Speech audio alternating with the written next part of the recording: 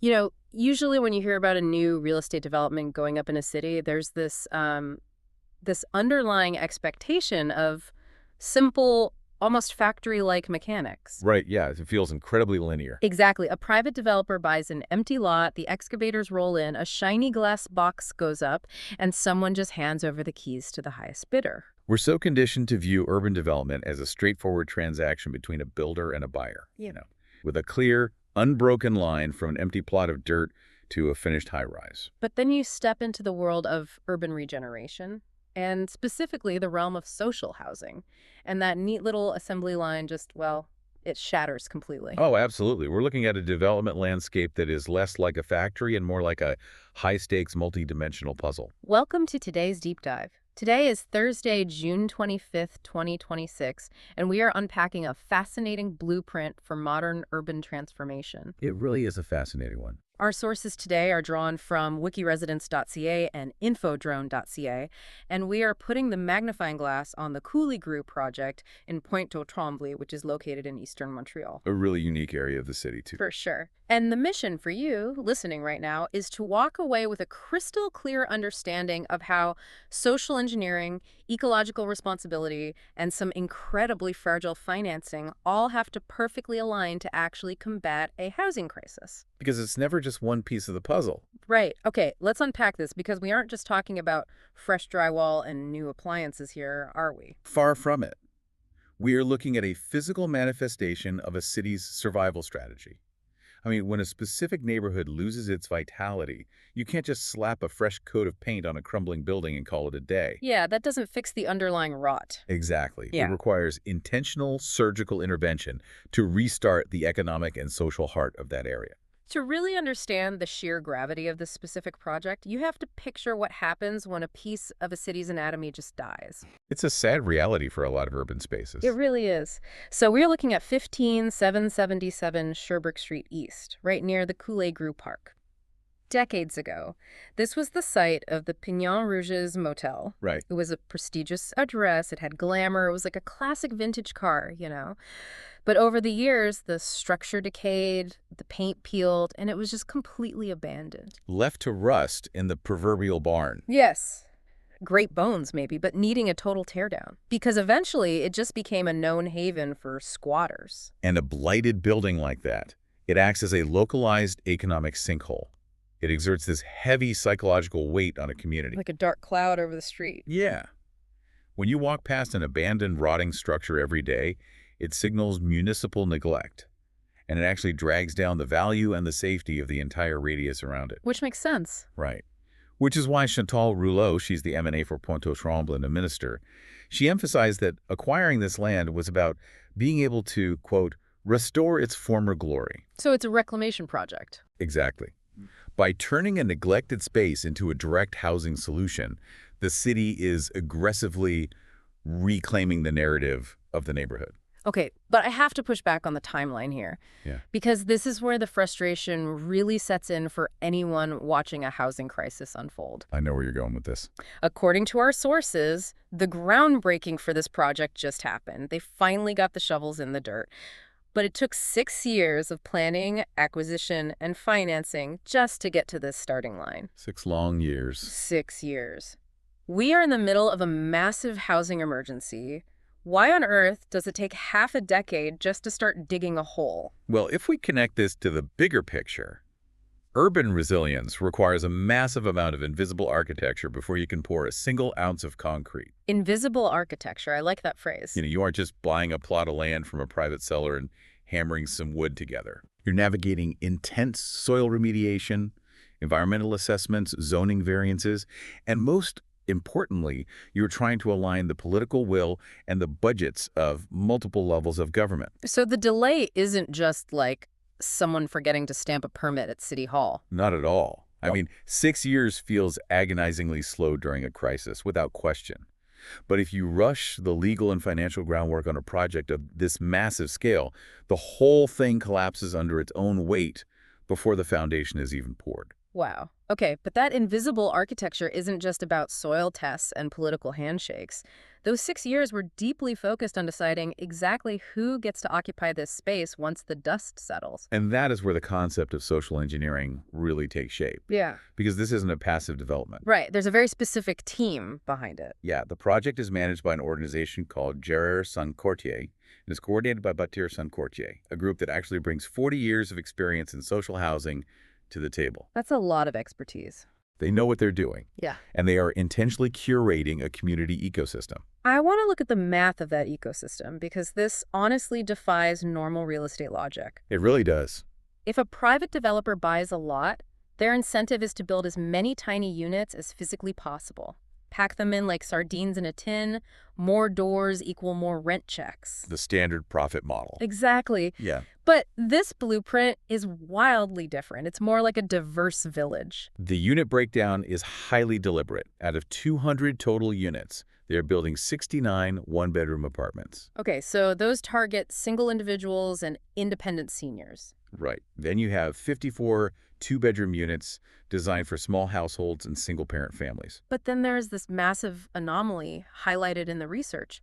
The sources actually call it a bold decision. Yeah, it's very unusual. They are dedicating 73 units to three-bedroom apartments for average-sized families and four-bedroom apartments for large families. Which is huge. Wait, that means 39% of all the units in this complex are built for large families.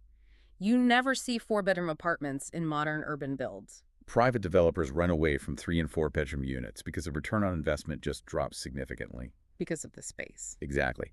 If you have the square footage for a 4-bedroom apartment, you could easily carve that exact same footprint into 3 separate, highly profitable studio apartments. Oh, right. 3 rents instead of 1. Precisely. But Michel Taylor, the chairman of the board for Gerard Sancourtier, explicitly defended this design. His quote in the source material states, "I think it is very important to have apartments with several bedrooms when you want to promote social mix." Social mix sounds great in a glossy brochure, but what does that actually achieve mechanically for the city? Well, true social justice in housing isn't just about providing a random roof over someone's head. It's about providing the right structural fit for diverse human needs. Okay, makes sense. If a city only builds one-bedroom studios, it actively forces growing families out of the urban core and into the deep suburbs. Because they literally have nowhere to put their kids. Exactly.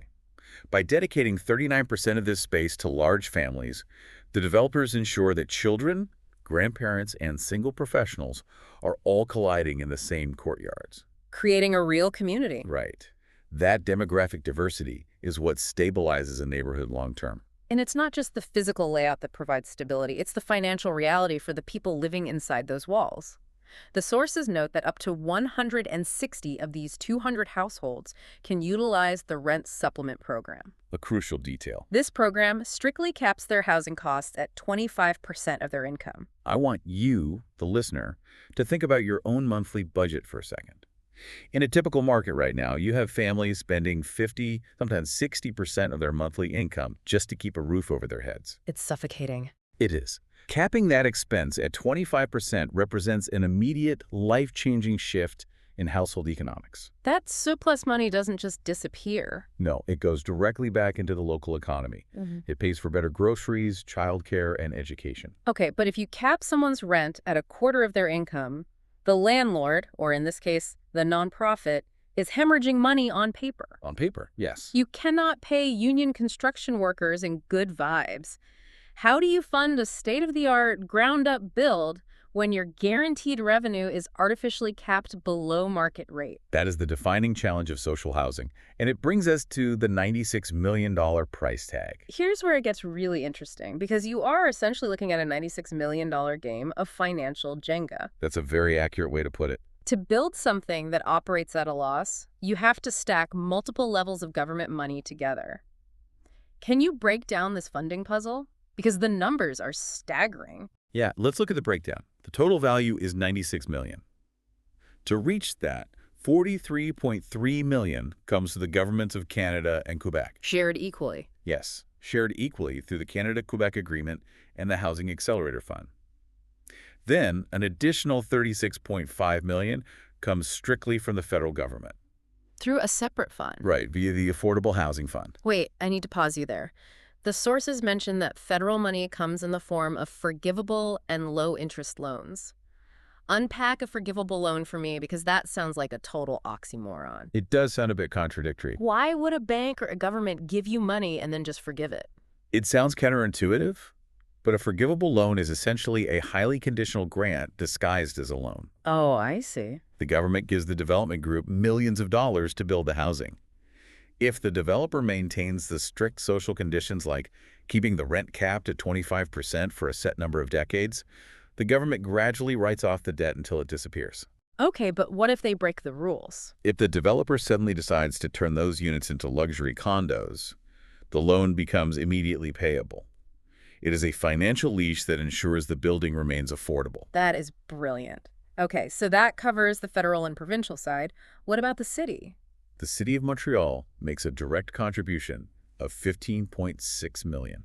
Okay. On top of that, there is a $5.4 million loan from the Montreal Acquisition Fund, which was utilized specifically to buy the land from the old motel in the very beginning. So basically every level of government is chipping in. Exactly. And whatever tiny sliver of the $96 million remains after all those government injections is just covered by a standard commercial mortgage. But looking at that stack of funding, Canada, Quebec, the Federal Affordable Housing Fund, Montreal's direct contribution, the acquisition fund, it seems incredibly precarious. It is a delicate balance. Right.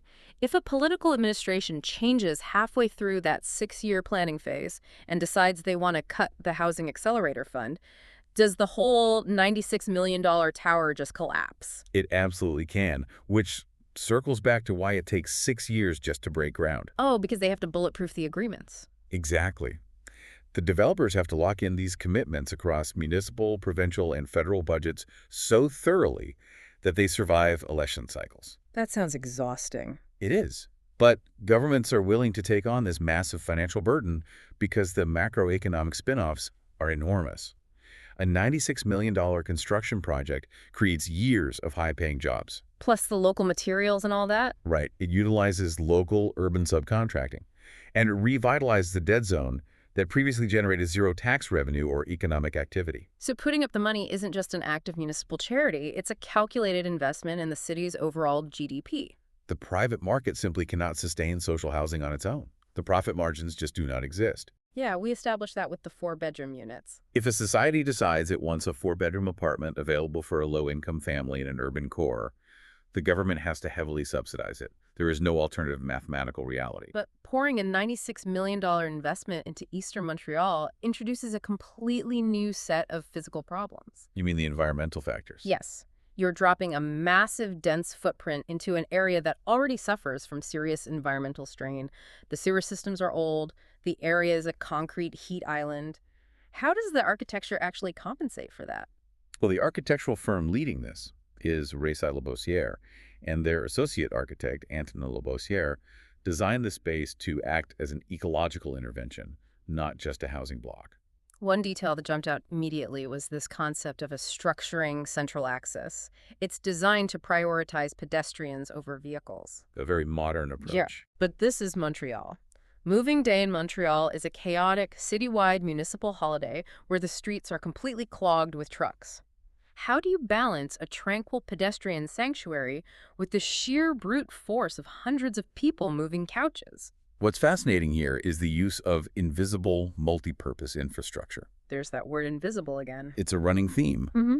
The central axis is landscaped and designed to naturally restrict high-speed traffic, making cars feel like guests in a human-dominated space. Okay. However, beneath the walking paths, the foundation is structurally reinforced. Oh.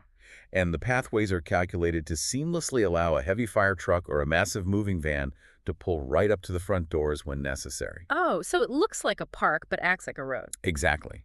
It functions as a park 364 days a year, but it can handle the industrial load of moving day without shattering the pavement. Speaking of pavement, let's talk about what happens when it rains. Because when you pave over a massive lot in a city, you create a runoff nightmare. Oh, absolutely. The water has nowhere to go, so it floods the aging municipal sewers. Right. So to combat that, the designers integrated a swale into the landscaping. Wait, how exactly does a ditch save the city's sewer system? Well, A swale is much smarter than a simple ditch. It is a shallow, highly engineered landscape depression filled with specific vegetation. Not just weeds and mud. No, highly intentional planting. During a massive rainstorm, instead of millions of gallons of water rushing off the concrete and blowing out the hydraulic pressure of the municipal pipes, the swale acts as a natural sponge and a pressure release valve. That's amazing. Where does the water go? It collects the precipitation, slows it down, and funnels it back into the natural tributary located in the adjacent Coulée Grou Park. It treats rainwater as a resource to be guided, rather than a waste product to be flushed. And alongside the water management, there is an aggressive strategy for heat island reduction. Another major issue in East Montreal. Yeah, they are planting mature trees, building inner courtyards, and creating shaded playgrounds to actively cool down this specific sector of the city.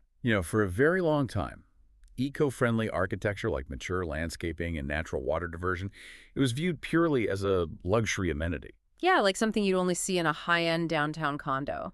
Exactly. But this project proves that ecological design is no longer a luxury. It is a fundamental requirement for urban resilience.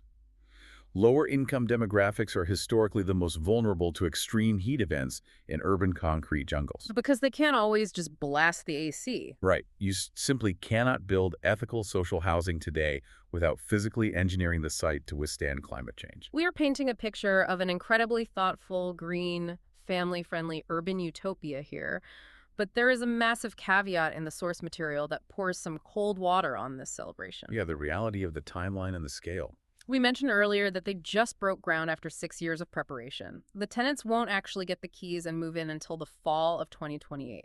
Which is still a ways off. But even more sobering is the scope. The original vision for this site wasn't 200 units. The developers initially planned a massive 700-unit complex. That is a severe reduction in capacity.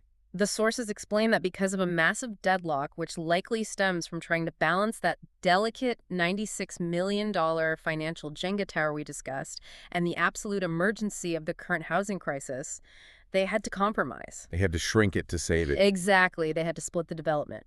So these 200 units, as incredible as they are, represent merely Phase 1. Michelle Taylor from the development group was very candid about this friction. His quote is a stark reminder of the stakes involved. What did he say? He basically said, I hope the second phase won't take another 6 years, because in the current context, we need housing so badly. Which leaves me wondering, and I really want you listening to ponder this as well, is getting 200 units built now a pragmatic victory? Or is losing out on the immediate 700 units a sign of a fundamentally broken system? It's a tough pill to swallow. Because that means 500 families who could have been housed aren't. It highlights the ultimate dilemma of modern urban planning. Waiting for the perfect, massive mega project is very often the enemy of delivering good, necessary housing right now. The whole perfect is the enemy of the good argument. Exactly. If the developers had stubbornly held out for the full 700 units, those forgivable loans might have expired, the political administrations might have shifted, and that site would still be an abandoned motel full of squatters for another decade. So you take what you can get. Securing Phase 1 is a pragmatic victory because it establishes a beachhead. Once the underlying infrastructure is installed, the swale, the pedestrian access, the community trust executing Phase 2 becomes significantly less volatile. So what does this all mean? We've covered an immense amount of ground today. We've seen how the Coulée Grou project operates as a microcosm for modern urban development. It really is a perfect case study. You start with a rotting economic sinkhole of an old motel. You navigate an agonizing 6 years of multi-government bureaucracy. You meticulously stack $96 million of forgivable loans and grants. Piece by piece. Right.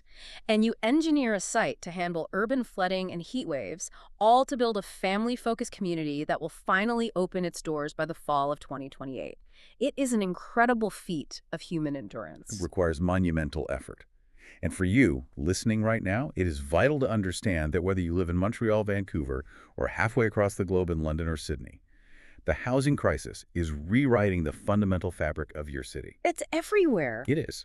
Projects exactly like Coulée Grou are real-time test cases. They are experiments showing how your own community might balance the desperate need for smart density with the imperative of social justice. It really makes you look at the abandoned buildings in your own neighborhood with a completely different perspective. You start wondering what invisible architecture is secretly happening behind the chain link fences. It should completely change how you view urban spaces. Mm-hmm. But it also leaves us with a vital, lingering question to consider. Oh. We've praised the meticulous, bespoke nature of this project, the carefully calculated unit sizes, the custom swale, the delicate funding stack. But if it requires 3 levels of government, intricate forgivable loans, and 6 grueling years of planning just to break ground on 200 units, Yeah. is this highly customized, boutique model of social engineering actually scalable? Oh, wow. That is a heavy thought. Right. If we are facing a nationwide, even global housing crisis, can a society afford to spend 6 years handcrafting every single 200-unit complex? I mean, probably not. Or do we need an entirely new, streamlined, and perhaps less bespoke mechanism to build on a massive scale? That is definitely something for all of us to chew on the next time we walk past a construction site. Thank you so much for joining us on this deep dive. Keep questioning the space around you, keep looking for those aha moments, and above all, keep learning. We'll catch you on the next one.